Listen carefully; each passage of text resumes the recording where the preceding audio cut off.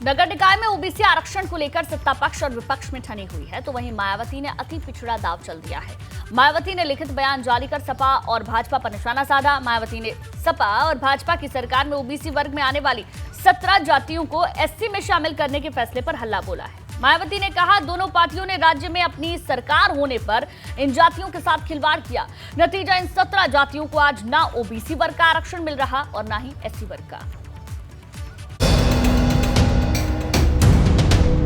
निकाय की धुरी पर माया का अति पिछड़ा दांव। चुनावी मोड में बसपा 2024 के लिए प्लान 17। नए साल के आरंभ के साथ ही मायावती ने साफ कर दिया है कि आने वाले वक्त में बसपा की रणनीति क्या होगी, उसका एजेंडा क्या होने वाला है। ओबीसी आरक्षण पर छिड़े संग्राम के बीच मायावती ने ओबीसी कार्ड चल दिया है। मायावती ने 17 अति पिछड़ी जातियों के बहाने सपा और बसपा को निशाने पर लिया है। नए साल के पहले दिन मायावती की तरफ से जारी प्रेस विज्ञप्ति में कहा गया है कि सपा ने 17 अति पिछड़ी जातियों को ओबीसी वर्ग की सूची से हटाकर एससी वर्ग में शामिल करने का गैर संवैधानिक कार्य कर इन वर्गों के लाखों परिवारों को ओबीसी आरक्षण से वंचित कर दिया। ऐसा करने का अधिकार नहीं होने के बावजूद तत्कालीन सपा सरकार द्वारा यह गलत कदम उठाने से वे सभी जातियां न तो ओबीसी में ही रह पाईं और न ही उन्हें एससी में शामिल किया जा सका। दरअसल दिसंबर 2016 में तत्कालीन सपा सरकार ने 17 अति पिछड़ी जातियों को एससी वर्ग में शामिल करने का प्रस्ताव पारित किया था, जिसे बाद में हाईकोर्ट ने खारिज कर दिया। ऐसा ही प्रस्ताव बाद में भाजपा की सरकार ने जारी किया था, इसे भी हाईकोर्ट ने खारिज कर दिया। अब हाईकोर्ट के इस फैसले को आधार बनाकर मायावती अपनी सियासत को विस्तार दे रही हैं और बसपा को आरक्षण की पक्षधर बता रही हैं। मायावती ने आगे लिखा, आरक्षण को लागू करने को लेकर संविधान बनने से लेकर आज तक चुनौती बनी हुई है। कांग्रेस, भाजपा और सपा सहित कोई भी विरोधी पार्टी आरक्षण के साथ इस संवैधानिक उत्तरदायित्व के प्रति ईमानदार नहीं है। यही आज तक का कड़वा इतिहास है। मायावती ने दबे, कुचले, पिछड़े और शोषित समाज के लोगों को बसपा से जोड़ने के लिए एक बार फिर से आरक्षण का मुद्दा उठाया है। उन्होंने कहा कि राजनीतिक, सामाजिक और आर्थिक लोकतंत्र को मजबूत करने के लिए आरक्षण दिलाया जाना बेहद जरूरी था, लेकिन भारतीय जनता पार्टी, कांग्रेस और समाजवादी पार्टी की सरकारों ने इस पर गंभीरता से काम नहीं किया। खासकर ओबीसी आरक्षण को लेकर इन पार्टियों का रवैया बेहद क्रूर रहा है। मायावती ने कहा कि अगर सरकार नीति और नियत से काम करे तो इस वर्ग को भी सम्मान मिल सकता है और इनके अच्छे दिन आ सकते हैं। नए साल के मौके पर जिन 17 जातियों का मुद्दा मायावती ने उछाला है, उनमें से कई जातियां पूर्वांचल के जिलों में निर्णायक भूमिका में हैं। कहार, कश्यप, केवट, निषाद, बिंद, भर, प्रजापति, राजभर, बाथम, गौर, तुरा, मांझी, मल्लाह, कुम्हार, धीमार और मछुआ।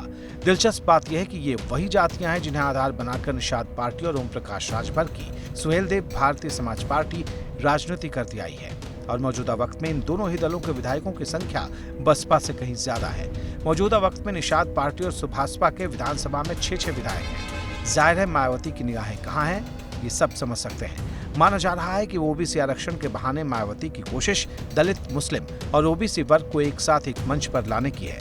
मायावती की इसी कोशिश ने सपा और भाजपा का तनाव बढ़ा रखा है। ऐसे में सपा मायावती को लेकर अपने पुराने आरोपों को नए सिरे से पढ़ रही है। अच्छा, पूरा प्रदेश जानता है उनके बारे में, पूरा प्रदेश जानता है वो किससे मिली हैं, किसके लिए काम कर रही हैं, और सब लोग, पूरे लोग समझ चुके हैं। अब उनकी बातों में कोई आने वाला नहीं। पार्टी लोकसभा में सभी सीटों पर चुनाव जीतेगी और स्थानीय निकाय चुनाव जब भी घोषित होंगे, हम पूरी तरह से भारतीय जनता पार्टी कमल चुनाव चिन्ह पर चुनाव जीतेगी और हम सब कार्यकर्ता जुट करके पार्टी को जिताएंगे। विधानसभा चुनाव के बाद से ही बसपा ने सोशल इंजीनियरिंग के फॉर्मूले पर दोबारा काम शुरू कर दिया है, जिसके तहत पहले मुस्लिम समाज को साधने के लिए इमरान मसूद को महत्वपूर्ण भूमिका दी गई। फिर ओबीसी वर्ग से आने वाले विश्वनाथ पाल को प्रदेश अध्यक्ष की कमान सौंपी गई। संदेश साफ है कि मायावती की कोशिश ऐसा फॉर्मूला तैयार करने की है जो आने वाले वक्त में बसपा को सत्ता के रास्ते पर ले जा सके। Bureau report, ABP Ganga. और अब बात अखिलेश यादव और राहुल गांधी के बीच सियासी तकरार की। दरअसल राहुल गांधी के सपा की राष्ट्रीय पार्टी ना होने वाले बयान पर अब अखिलेश यादव ने करारा प्रहार किया है। अखिलेश यादव ने कहा, मध्य प्रदेश में जब कांग्रेस को अपनी सरकार बनानी थी तो सपा का समर्थन मांग रहे थे। महाराष्ट्र में भी सपा का सहयोग मांगा था और अब सपा के राष्ट्रीय पार्टी ना होने पर सवाल उठा रहे हैं। ये ठीक नहीं है। अखिलेश यादव ने इस बयान ने विपक्षी दलों को एकजुट करने की कोशिश में जुटी कांग्रेस की मुश्किलें बढ़ा दी हैं।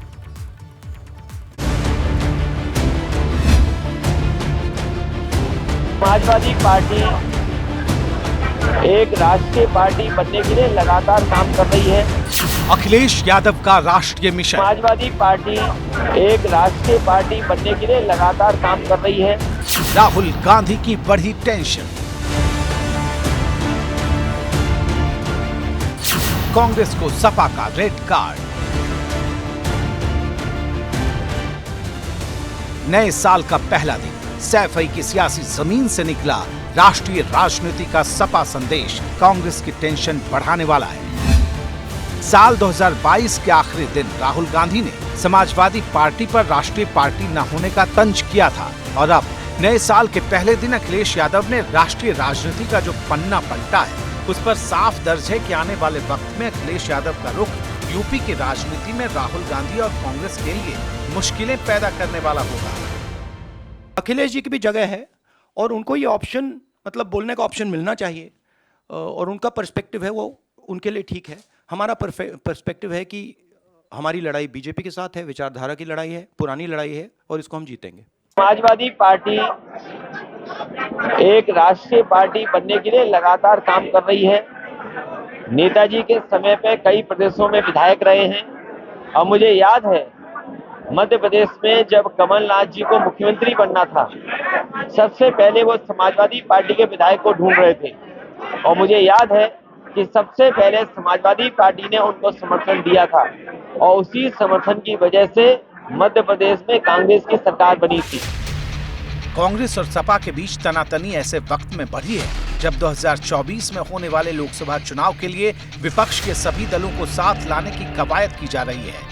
बिहार के मुख्यमंत्री नीतीश कुमार, तेलंगाना के मुख्यमंत्री के चंद्रशेखर राव कोशिश कर रहे हैं। कांग्रेस खुद भी विपक्ष के दलों को भारत जोड़ो यात्रा में शामिल करने की कोशिश में है। दिलचस्प बात यह कि कांग्रेस और सपा के बीच तनातनी की वजह भी राहुल गांधी की भारत जोड़ो यात्रा है, क्योंकि इस यात्रा में शामिल होने के सवाल पर ही अखिलेश यादव ने कांग्रेस और भाजपा को एक बता दिया था, जिस पर राहुल गांधी ने सपा के पास राष्ट्रीय विचारधारा न होने का सवाल उठा दिया। अब सवाल है कि क्या कांग्रेस विपक्षी दलों को साथ लाने में कामयाब होगी? कांग्रेस नेता प्रमोद तिवारी का तर्क है, ये कोई बड़ा मुद्दा नहीं है कि विपक्षी एकता के बाद जब विपक्ष चुनाव लड़ेगा तो उसके बाद नेता स्वमेव उभरता है। मैंने आपको 77 का एग्जाम्पल दिया, 89 का एग्जाम्पल दिया, 2009 का, क्या उस समय मनमोहन सिंह के नेतृत्व में हमने 2009 में लड़ा था या 2002 में लड़ा था, 4 में लड़ा था, बाद में वो बने। तो इसको अभी खुला छोड़ देना चाहिए। जब बैठेंगे सब लोग बैठकर तभी तो तय होगा। दरअसल महागठबंधन की राह में सबसे बड़ा पेच प्रधानमंत्री के चेहरे को लेकर है। माना जा रहा है कि कांग्रेस को प्रधानमंत्री के चेहरे में राहुल गांधी से कम कुछ भी मंजूर नहीं, जबकि 2024 लोकसभा चुनाव से पहले सपा और बसपा सरीखे क्षेत्रीय दलों को कांग्रेस के साथ दिखने में गुरेज है। हालांकि साल 2022 के आखिरी दिन में नीतीश कुमार ने साफ कर दिया था कि उन्हें प्रधानमंत्री के चेहरे के रूप में राहुल गांधी की दावेदारी पर कोई एतराज नहीं।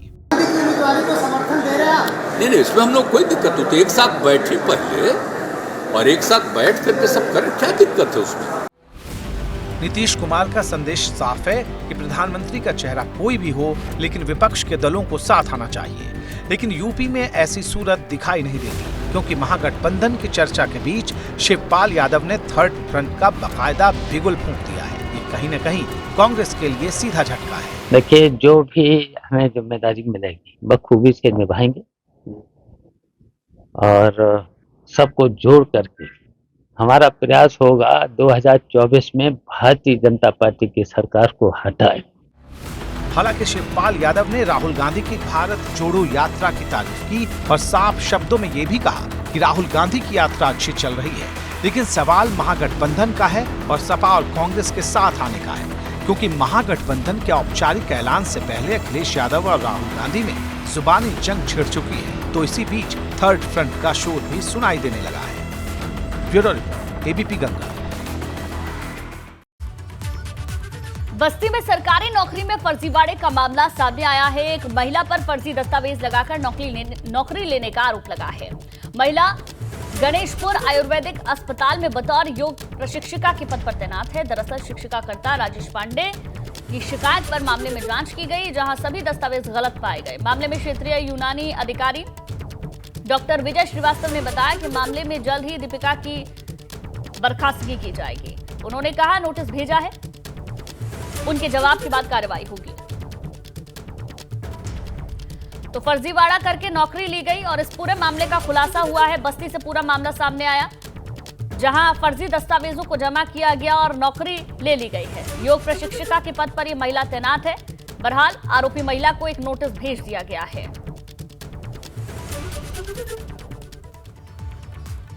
वहीं मुजफ्फरनगर में बीकॉम के छात्र तुषार ने अखबार की रद्दी से अयोध्या में बन रहे राम मंदिर का मॉडल बनाया है। छात्र को मंदिर का मॉडल बनाने में करीब 4 महीने लगे। आपको बता दें कि कोरोना के दौरान इस छात्र ने घर पर रहकर ऐसे ही करीब 60 मॉडल तैयार किए। छात्र ने कोरोना के दौरान India gate, Lal Qila, golden temple समेत कई मॉडल्स बनाए। मंडी कोतवाली क्षेत्र के गांधी कॉलोनी का ये रहने वाला है छात्र तुषार। बीकॉम के छात्र तुषार ने किस तरीके से कमाल किया, इन तस्वीरों के जरिए आप देख सकते हैं। राम मंदिर का ये मॉडल बनाया है और कोरोना काल में इसी तरीके से करीब 60 मॉडल इस छात्र ने बनाए थे। हैरानी की बात यह है कि अखबार की रद्दी से इस मॉडल को तैयार किया गया है।